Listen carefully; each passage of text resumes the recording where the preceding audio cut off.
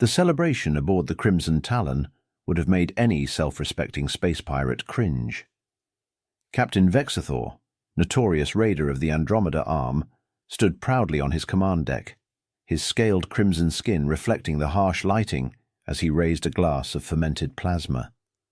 Around him, his crew of miscreants and outcasts cheered with the sophistication of a herd of drunk space cows. "A toast," his voice boomed through the ship's intercom, "to the greatest heist in the history of the galaxy. 57 human younglings snatched right from under their pathetic guardians' noses." The crew roared in approval, their various appendages waving celebration tokens. Lieutenant Kraz, Vexthor's second-in-command, slithered forward on his serpentine lower body. "Captain, the ransom demands are prepared. Should I transmit them to the human colony?" "Not yet." Vexathor's mandibles clicked in amusement. "Let them stew in their misery for another rotation. These humans, they're so predictable with their emotional attachments. They'll pay anything we demand." From the security feeds displayed on the bridge's main screen, the captured children could be seen in their holding cells. Most sat quietly, some crying, others sleeping. Vexathor's third eye focused on them with smug satisfaction. "Look at them, Kraz, so docile, so helpless. The stories about humans being dangerous must be propaganda. Their young can't even defend themselves." He laughed, a grating sound like metal scraping metal. A junior officer, fresh from the Outer Rim Pirates Academy, dared to speak up.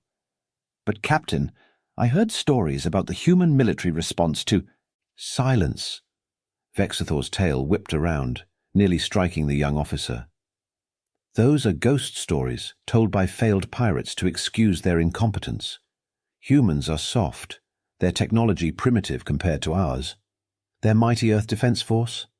They're probably still trying to figure out which end of their ships points forward." The bridge crew laughed nervously, some exchanging worried glances. Their captain's confidence was legendary, but so was his tendency to underestimate opponents. "Besides," Vexathor continued, draining his glass, "we're safely hidden in the Scarlet Nebula. Our base is undetectable, our shields impenetrable. By the time they even realize where we are, we'll be rich enough to buy our own galaxy." As if to punctuate his boast, a small alarm chimed from the security station. The operator quickly silenced it. "What was that?" Kraz asked, his scales bristling slightly. "Nothing, sir. Just some anomalous readings from holding cell block C. Probably interference from the nebula." Vexathor waved a dismissive hand. "See? Even the universe celebrates our victory. Now, prepare for Phase 2. Tomorrow, we show the humans just how helpless they really are." Little did the celebrating pirates know that in holding cell block C, 12-year-old Lisa Chen was already removing the false bottom of her shoe, retrieving a compact device that would spell their doom. But that was a problem for tomorrow's Vexathor. Tonight was for basking in his supposed glory, blissfully unaware that he'd just signed his species' death warrant.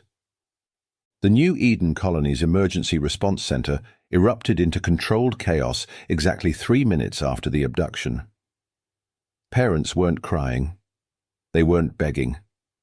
Instead, David Chen, the colony's head of security, watched as mothers and fathers transformed into something the galaxy had never seen before.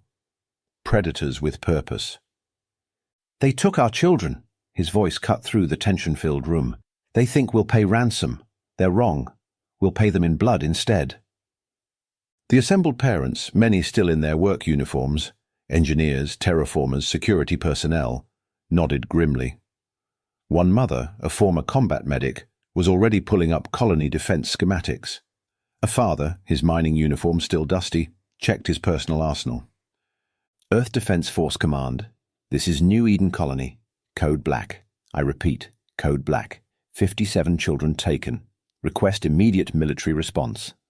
David's message shot through quantum channels, reaching Earth in seconds. The response was immediate. Warning klaxons blared across every military installation in human space. From orbital stations and planetary bases, Ships began launching before the message finished transmitting. The galaxy was about to learn why taking human children was considered a terminal mistake. At EDF headquarters in Geneva, Commander Maya Rodriguez stood before the assembled Joint Chiefs, her dark eyes reflecting holographic displays of fleet movements. Her reputation preceded her. The woman who ended the Proxima pirates, the ghost who made the Centauri cartel disappear. The Scarlet Nebula, she pointed to a swirling mass of red gases on the tactical display. Our intel suggests the pirates are based there. They think the radiation masks their presence. They're right, it does. From normal scans. She tapped her console, revealing new data streams. But every child in that colony had a subdermal quantum tracker, not for surveillance, for exactly this scenario. We knew someone would eventually try this. We've been preparing for years. The Joint Chiefs exchanged knowing looks. The pirates had just triggered a contingency plan decades in the making. I want the 7th Fleet for the primary assault, Rodriguez continued, her voice carrying the weight of inevitable victory. The 3rd and 5th for containment. Nothing escapes. My special operations team will handle the infiltration. Authorized, Fleet Admiral Chen declared. The coincidence of his surname wasn't lost on anyone. Any parameters? Rodriguez's smile would have made a shark proud. They're professionals, sir. They'll demand ransom, try to negotiate. Standard procedure for them. And for us? We don't negotiate with people who take our children. Tactical nuclear options are authorized. If they want to hide in a nebula, we'll make it their tomb. Within hours, the largest human fleet assembled since the Mars Rebellion moved with deadly purpose. Support ships carried enough firepower to glass a continent. Medical vessels prepared not for human casualties, but for recovering children. The galaxy was about to witness humanity's version of proportional response. On her flagship, the EDF Damascus, Rodriguez reviewed the manifest of taken children. Her eyes lingered on one name, Lisa Chen, David's daughter, the girl who'd been trained since birth for this possibility, a honey trap years in the making. Status of the quantum tracker? She asked her communications officer. Signal is strong, Commander. Lisa has activated it successfully. She's already mapping their base layout. Rodriguez nodded, pride mixing with anticipation. The pirates thought they had captured helpless children. Instead, they'd taken the next generation of humanity's defenders, kids raised on stories of past attacks, trained to be both victims and vengeance.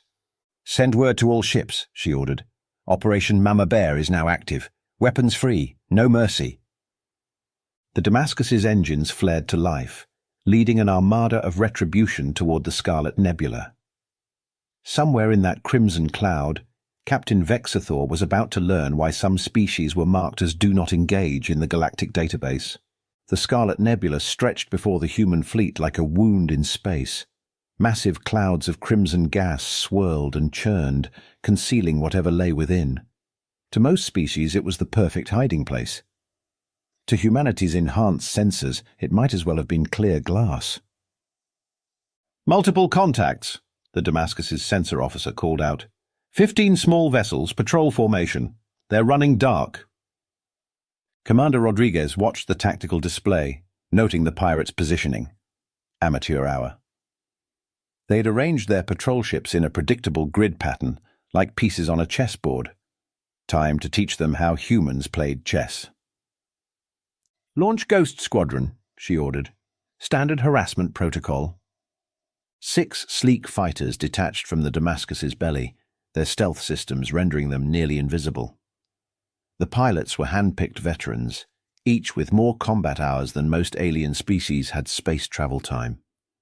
Ghost lead to all pilots, Captain Jack Morrison's voice crackled through the comm. Remember, we're not here to win. We're here to make them panic. The fighters dove into the nebula, their enhanced sensors cutting through the interference. They found their first target within minutes, a small corvette-class vessel serving as a patrol ship. The pirate ship never saw them coming. 2 precision strikes disabled its engines and communications. The crew barely had time to register the attack before Ghost Squadron vanished back into the crimson clouds. First target neutralized, Morrison reported, moving to second mark. Over the next hour, the scene repeated itself 4 more times. Each attack was precise, deliberate, and terrifying for the pirates. No demands, no warnings, just silent strikes from an unseen enemy. On the Damascus's bridge, Rodriguez watched the chaos unfold. The remaining patrol ships broke formation, clustering together like scared animals. Perfect. "Launch Phase 2, she commanded. "Let's show them what real fear looks like." The Damascus's main guns spoke. Concentrated plasma beams cut through the nebula, superheating the gas into brilliant patterns of light and energy. The shots went wide of the pirate vessels deliberately, but the message was clear: nowhere to hide. "Incoming transmission," the comms officer announced. "It's from their flagship. Put it through." Captain Vexathor's agitated face appeared on the main screen. His scales had lost their luster, his third eye twitching nervously. "This is restricted space. You are violating—" "Captain Vexathor," Rodriguez cut him off, her voice colder than deep space. "You have something that belongs to us. The children are unharmed. We can negotiate." A plasma beam sliced through one of his remaining patrol ships, cutting it in half. The explosion painted the nebula in shades of orange and blue. "I don't think you understand," Rodriguez continued as if nothing had happened. "This isn't a negotiation. This isn't even a battle. This is pest control." Ghost Squadron struck again, taking out 3 more ships in rapid succession. The remaining pirates broke ranks completely, fleeing in random directions. Several crashed into each other in their panic. "You're insane," Vexathor sputtered. "This response, it's disproportionate." Rodriguez leaned forward, her smile reminiscent of a wolf spotting wounded prey. "No, this is restrained. You took children. Children! If we were being disproportionate, this nebula would already be a supernova." As if to emphasize her point, the Damascus's targeting systems locked onto Vexathor's flagship. Not to fire, just to let him know they could. "You have 1 hour," Rodriguez declared. "Return the children, surrender your crew, and we'll let you live. Refuse, and we'll show you why humans are the only species in known space that still maintains dedicated warships. You wouldn't dare. The Galactic Council." Another patrol ship exploded, this time from a mine laid by Ghost Squadron during their earlier passes. "Check your database, Captain. Humans aren't signatories to the Galactic Council's conventions on proportional response. We made that very clear after the last time someone took our children." The transmission cut off abruptly. On the tactical display, the remaining pirate vessels scrambled into defensive positions around their hidden base. Their movements were panicked, uncoordinated. "Ghost Squadron, return to base," Rodriguez ordered. "Phase 1 complete." As the fighters docked, she studied the sensor readings from their passes. The pirates' base location was confirmed, their defenses mapped. Everything was proceeding exactly as planned. "Send word to the fleet," she commanded. "Begin Phase 3. Let's remind the galaxy why humanity's children are off limits." The holding cells in the pirate base weren't exactly 5-star accommodations, but they suited Lisa Chen's purposes perfectly. The 12-year-old sat cross-legged on her bunk, watching the guard rotation through half-closed eyes. 3 guards, changing every 4 hours. Predictable, boring, amateur. "Hey, weird lizard guy," Tommy Parker, age 8, called out to their current guard. "I need to use the bathroom again." The guard's scales rippled in annoyance. 4th bathroom trip this hour. They hadn't figured out yet that the kids were mapping their route to the facilities, counting steps, noting security checkpoints. "Again?" the guard grumbled, mandibles clicking. "This is why we should have taken Zentarian young. At least they only need waste disposal once per cycle." Lisa suppressed a smile. The guard's universal translator wasn't perfect. It had gaps. Gaps the children had already learned to exploit by speaking in playground slang that translated into gibberish. "Yo, Lisa," Jamie Roberts whispered from the next cell. "That totes yeet guard is being such a sussy, Barker." The guard's translator crackled, trying to make sense of the phrase. While he was distracted, 6-year-old Penny Wu slipped something from his belt pouch. The kids had turned pickpocketing into a game, seeing who could snag the most useful items. In her cell, Lisa continued working on the small pile of components they'd collected. A power cell here, a comm chip there. The pirates hadn't bothered to check their shoes, their hair clips, the seams of their clothes. Why would they? They were just children. Status report, she whispered through the hidden comm network they'd established using stolen parts. Section A, ready, came the reply from the boys' cell block. Ryan figured out their door codes. Section B, halfway there, another voice responded. But Sophie's got them convinced she's allergic to their food. They're bringing human rations from their supplies. Section C, medical bay mapped, a third voice added. They still think Kevin actually has space flu. Lisa nodded, pride swelling in her chest. New Eden Colony's children had been preparing for something like this their whole lives. Monthly drills, disguised as games, survival classes masked as summer camp. While their parents handled the obvious defense, the kids were the colony's secret weapon. A commotion outside drew her attention. Lieutenant Kraz was berating the guards, his serpentine body coiled in agitation. "The humans are coming! They've destroyed half our patrol fleet!" His voice carried through the supposedly soundproof cells. "How? They're supposed to be primitive." "Sir," one guard gestured to the cells, "should we move the prisoners deeper into the base?" Lisa tensed. That wouldn't work with their plan. "No time," Kraz hissed. "Just increase the guard rotation and check all their cells. The captain thinks they might have some kind of tracking device." Too late, Lisa thought. They'd already distributed the tracker components among all the cells. Even if they found one, a dozen others would still be active. "Hey, Snakeface!" Tommy yelled again. "Still need that bathroom break?" Kraz whirled around, baring his fangs. "Silence, you insignificant!" His threat was cut short by alarms blaring throughout the base. The lights flickered, switching to emergency power. Lisa's quantum tracker pulsed against her ankle, acknowledging the signal. Mom and Dad were coming. Time for Phase 2. "Ready to play pirates?" she whispered to her fellow captives. 56 grins answered in the darkness. The real fun was about to begin. The Damascus broke through the nebula's crimson clouds like an ancient warship emerging from fog. Behind it, the combined might of 3 human fleets took formation. Ships of every size filled the void, from nimble corvettes to hulking dreadnoughts. "All ships, battle stations," Commander Rodriguez's voice carried across all channels. "Initiate Operation Bedtime Story." The first wave began with a symphony of missile launches. Hundreds of warheads streaked through space, their targeting systems linked to the quantum trackers. They weren't aimed at the pirate base. Instead, they detonated in precise patterns around it, their explosions igniting the nebula gases. A wall of fire rushed toward the hidden station. Inside the pirate base, Captain Vexathor watched in horror as his supposedly perfect hiding spot became a death trap. "Raise all shields! Launch everything we have!" Pirate fighters poured from concealed hangars, only to meet Ghost Squadron lying in wait. The resulting dogfight was less a battle and more an execution.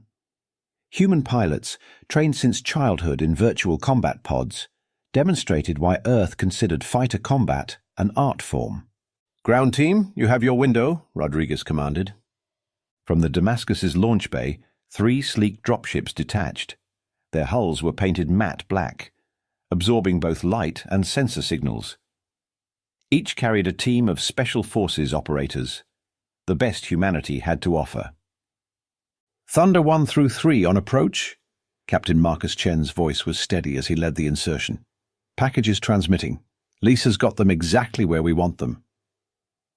The dropships slipped through gaps in the pirate base's shield coverage, gaps mapped by the children's stolen tech. They landed on the outer hull, magnetic clamps engaging with barely a sound. Inside, Lisa Chen felt the subtle vibration. "Places everyone," she whispered through the makeshift comm network. "The show's about to start." Special Forces breached the hull at 3 points simultaneously. Thunder 1, led by Captain Chen, cut through the maintenance section. Thunder 2 dropped into the power distribution hub. Thunder 3 emerged right outside the command center. "Contact." Chen reported calmly, his team engaging the first group of pirates. Human weapons, designed to penetrate any known armor, made quick work of the defenders. Moving to Junction 7. In orbit, the space battle reached its crescendo. The Damascus's main guns fired again, this time with surgical precision. The pirate base's external defenses crumbled under concentrated fire. "Sir!" a pirate officer screamed at Vexathor. "They're inside the base, multiple breaches, and the prisoners, they're—" The power went out. Emergency lights kicked in, only to flicker and die. In the holding cells, 57 children moved with practiced coordination. Every lock that hadn't been picked was shorted out. Every guard who hadn't been pickpocketed found their weapons mysteriously malfunctioning. "This is Thunder 1, Chen's voice crackled through the base's hijacked comm system. "We're approaching Cell Block A. Lisa, status?" His daughter's voice responded with professional clarity. "Cell Block A secured, Dad. Tommy's team has control of their security station. Jamie's group is barricaded in the armory. Penny's little ones are safe in the maintenance shafts. You've got a clear path to the command center." The Special Forces teams converged on their target, encountering sporadic resistance. Most pirates were too busy trying to figure out how children had taken control of half their base. "Commander Rodriguez," Chen reported, "we're outside the command center, ready to breach on your mark." In orbit, Rodriguez watched the tactical display with satisfaction. The pirate fleet was in ruins, their base defenseless. Now for the coup de grace. "Captain Vexathor," she broadcast on all frequencies, "your base is infiltrated. Your ships are destroyed. Your shields are down. But I'm giving you one last chance. Surrender now." The response came in the form of wild plasma fire from the base's remaining weapons. The shots went wide, not even coming close to the human ships. "I guess that's a no," Rodriguez sighed. "Thunder Team, execute breach. Ghost Squadron, begin attack run Omega. All ships, targeting solutions locked. Fire on my mark." The next 60 seconds demonstrated why humanity's militaries never downsized after achieving peace. Thunder Team breached the command center from 3 directions, their weapons firing with precise bursts. Ghost Squadron strafed the base's surface, destroying any remaining defense turrets. The combined human fleet launched a barrage that lit up the nebula like a new star being born. When the chaos cleared, Captain Vexathor found himself staring down the barrel of Captain Chen's rifle. Behind him, Thunder Team secured the room with mechanical efficiency. Through the command center's windows, he could see human ships surrounding his ruined base. "Congratulations," Chen said, his voice carrying the weight of a father whose child had been threatened. "You survived. Now, let me introduce you to something humans call consequences." Captain Vexathor knelt on the command center floor, surrounded by Thunder Team operators. His crew were either dead or captured. His mighty pirate empire had crumbled in hours, but something wasn't adding up. "How?" he demanded. "How did you find us so quickly?" Lisa Chen walked into the command center, still wearing her prison jumpsuit, now accessorized with a stolen pirate comm unit. Behind her, the other children emerged from various hiding spots, many carrying pirated weapons and tech. "Would you believe we've been practicing for this since kindergarten?" She grinned, giving her father a high five as she passed him. "Oh, right, you probably don't know what kindergarten is." Captain Chen couldn't hide his proud smile. "You see, Vexathor, you didn't just attack any colony. You attacked New Eden, the colony that was founded specifically to bait pirates like you." "Impossible." Vexathor's third eye blinked rapidly. "The colony has only existed for 15 years. "Exactly." Commander Rodriguez strode in, her combat armor still smoking from the battle. 15 years ago, after the last attempted child snatching, Earth Command decided to set a trap. We needed to end this practice permanently. Lisa pulled up her sleeve, revealing a small scar. Every child in the colony has a quantum tracker. Not just any tracker, one specifically designed to work in nebula interference. Dad made sure of that when he designed the colony's security protocols. "You see," Captain Chen continued, "Lisa's not just my daughter, she's the prototype. the first of a new generation trained to turn kidnapping attempts into ambushes. Those monthly school drills, combat training, summer camp, survival courses, play dates, team tactical exercises. The other children had taken up positions around the room, mirroring the Special Forces operators with practiced precision. Tommy Parker was already hacking into the base's mainframe, his small fingers flying over the alien controls. "The best part," Lisa added, "you picked us because we looked helpless, because human children are supposed to be soft, weak targets. You never wondered why a frontier colony had so many children in the first place." Vexathor's scales had turned pale. "The whole colony was a trap." "The whole colony," Rodriguez confirmed. "Every parent is either military or law enforcement. Every child is trained for exactly this scenario. We knew someone would eventually take the bait. We just had to wait." "But the ransom demands," Vexathor whispered. "Oh, those were never going to work," Lisa laughed. "We needed you to stall, to keep your fleet in place. While you were drafting demands, we were dismantling your base from the inside. Those bathroom breaks? Mapping your facility? The medical emergencies? Testing your response protocols? The stolen components? Building our own command and control network?" A holographic display sprang to life, showing the full extent of the children's handiwork. Every system in the base had been compromised, every security measure mapped and countered. "Consider this a lesson," Rodriguez declared, "one that the galaxy desperately needed to learn. Human children aren't easy targets.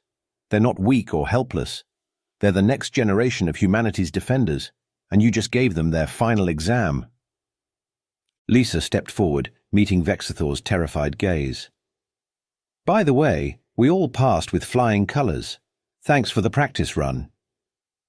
Commander Rodriguez circled Captain Vexathor like a shark, sizing up wounded prey. The pirate leader had lost everything: his fleet, his base, his reputation. Now, surrounded by human forces and thoroughly outsmarted by children, he had one last card to play. "You know," he sneered, mandibles clicking, "there are others like me. This won't stop the practice. Children will always be valuable targets." Rodriguez stopped in front of him, her expression carved from stone. "That's exactly what we wanted you to think. Right up until this moment." She nodded to Lisa, who activated the base's long-range communications. The quantum broadcast reached every corner of known space. "This is Commander Rodriguez of the Earth Defense Force. To all pirates, slavers, and would-be kidnappers, you've just witnessed the complete destruction of the largest pirate fleet in the Andromeda Arm. Their mistake. They thought human children were easy targets." The children gathered behind her, standing tall and proud. Tommy still typing away at the controls, Penny organizing the younger ones, Jamie coordinating with the rescue teams. "Let me be clear," Rodriguez continued, her voice promising violence. "Every human colony is a trap. Every human child is a trained defender. Every attempted kidnapping will end like this one. Consider this your only warning." Vexathor lunged suddenly, a hidden blade extending from his scales. Before anyone else could react, Lisa swept his legs with a practiced move, and Tommy hit him with a stolen stun baton. The mighty pirate captain went down, taken out by two kids who hadn't even hit their teens. "Really?" Lisa sighed. "That was just embarrassing." The Damascus's medical teams arrived, checking each child despite their protest that they were fine. Parents would be arriving soon on fast transport ships, though many, like Captain Chen, were already there as part of the assault team. "Mission accomplished," Rodriguez declared, watching as Vexathor was led away in chains. "Let's go home." As the children boarded their rescue ships, many were already asking when they could do their next training exercise. After all, this had been way more fun than regular school. And somewhere in the galaxy, as the footage of the battle spread, a lot of pirates were hastily updating their target lists. At the top, in bold letters, "Never target human children."